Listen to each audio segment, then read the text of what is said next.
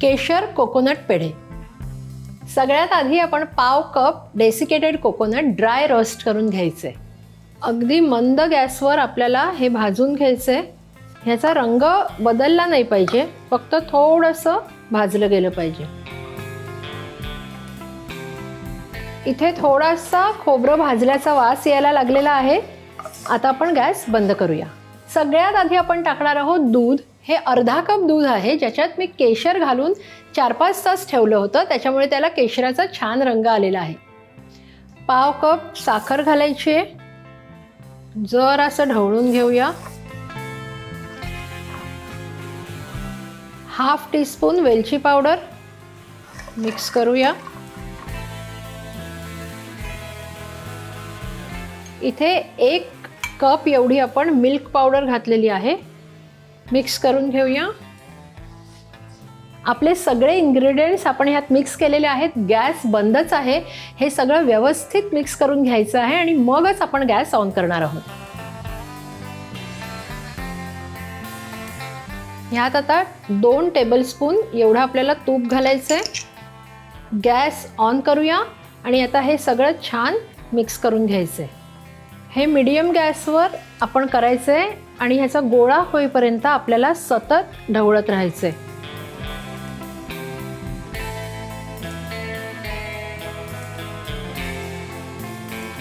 आपलं आता हे जे बॅटर होतं ते घट्ट होत आलेलं आहे. आता इथे थोडंसं तूप ॲड करायचं आहे. मगाशी जे 2 टेबलस्पून तूप घेतलं होतं त्यातलं मी थोडंसं ठेवलं होतं, ते आता आपण ॲड करूया.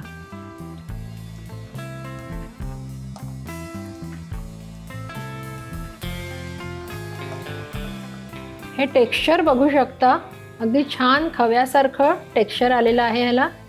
आता आपण त्यातलं थोडंसं मिश्रण हातावर घेऊन बघायचं. त्याचा जर गोळा झाला तर आपलं हे मिश्रण रेडी आहे.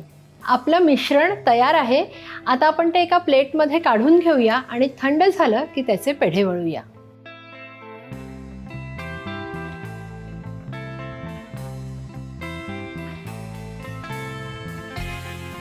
आपलं मिश्रण आता कोमट झालेलं आहे.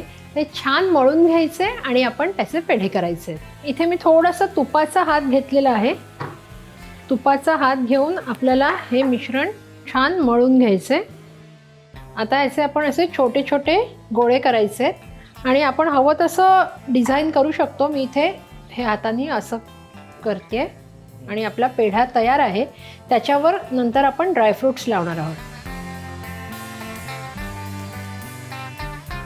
आपले पेढे वळून तयार आहेत. आता आपण त्याच्यावर पिस्त्याचे काप लावायचे आहेत आणि त्यानंतर आपल्याला ते 3 ते 4 तास सेट करण्यासाठी ठेवायचे आहेत. अशा प्रकारे आपले केशर कोकोनट पेढे तयार आहेत. अगदी सोपे आहेत. नक्कीच करून बघा आणि कसे झालेत ते कळवायला विसरू नका.